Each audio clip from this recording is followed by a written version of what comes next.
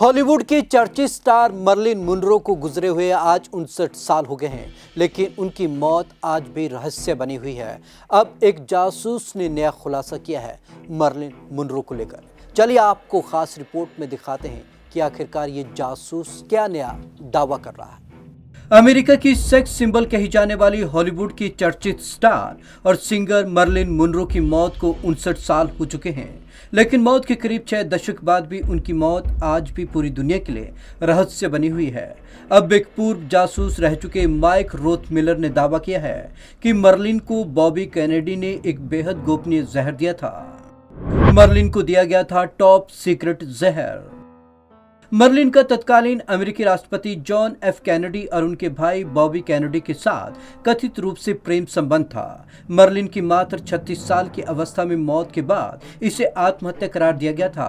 अब एक पूर्व जासूस रह चुके माइक रोथ मिलर ने दावा किया है कि मर्लिन को बॉबी कैनेडी ने एक बेहद गोपनीय जहर दिया था। जॉन एफ कैनेडी के भाई ने दिया था जहर। इस टॉप सीक्रेट जहर का निर्माण अमेरिकी खुफिया एजेंसी CIA ने किया था। माइक रोथ मिलर ने कहा कि मर्लिन मुनरो को अमेरिकी राष्ट्रपति और उनके भाई के साथ प्रेम संबंधों के बारे में सार्वजनिक रूप से ऐलान करने से रोकने के लिए बॉबी कैनेडी ने उन्हें जहर दे दिया था। आधिकारिक रूप से कहा गया था कि कई बार डिप्रेशन और नशा करने के लिए कुख्यात रही मर्लिन मुनरो ने 4 अगस्त 1962 की शाम को जहर खाकर जान दे दी। जॉन एफ कैनेडी के साथ मुनरो के प्रेम संबंध की अफवाह। शादीशुदा जिंदगी जी रहे तत्कालीन अमेरिकी राष्ट्रपति जॉन एफ कैनेडी के साथ मुनरो के प्रेम संबंध के अफवाह के बाद भी इस बात की कभी भी पुष्टि नहीं हो सकी कि दोनों का करीबी रिश्ता था। यही नहीं, दोनों की केवल एकमात्र असली फोटो साथ है। इसके बाद भी रोथ मिलर अपनी आगामी किताब में एक गोपनीय पुलिस डोजियर लेकर आए हैं, जिसे लॉस एंजलिस पुलिस डिपार्टमेंट के आर्काइव में रखा गया था।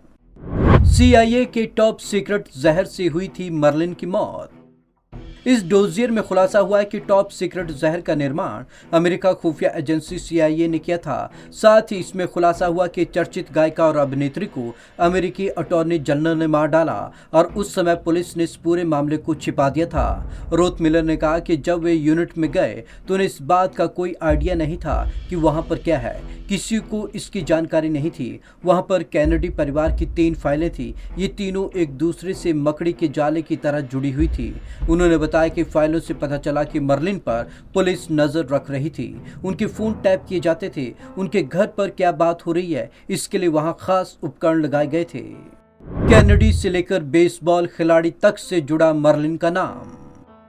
मर्लिन मुनरो का नाम जॉन कैनेडी से लेकर बॉबी कैनेडी, गायक फ्रैंक सिनात्रा और बेसबॉल खिलाड़ी जो डिमियागो से जुड़ा। यही नहीं, मर्लिन मुनरो ने कई शादियां भी की जो नाकाम रही। मर्लिन मुनरो की चकाचौंध भरी जिंदगी का काला धब्बा उनकी रहस्यमय मौत है। किसी चीज की ज्यादती और लत से इंसान का क्या हाल होता है, मर्लिन मुनरो की जिंदगी और मौत इसी की मिसाल है। साथ ही यह उन लोगों के लिए चेतावनी भी है जो चकाचौंध भरी जिंदगी जीना चाहते हैं। Bureau report, Punjab Kesari TV. Marilyn Monroe की चकाचौंध भरी जिंदगी ही उनके लिए सबसे खतरनाक साबित हुई। जिस तरीके से लगातार उनके कई लोगों से संबंध रहे और उन पर लगातार सवाल उठते रहे और उनकी जिंदगी और मौत दोनों ही रहस्यों से भरे रहे। तो आज की इस खास रिपोर्ट में बस इतना ही। विवेक शर्मा को दीजिए इजाजत। नमस्कार।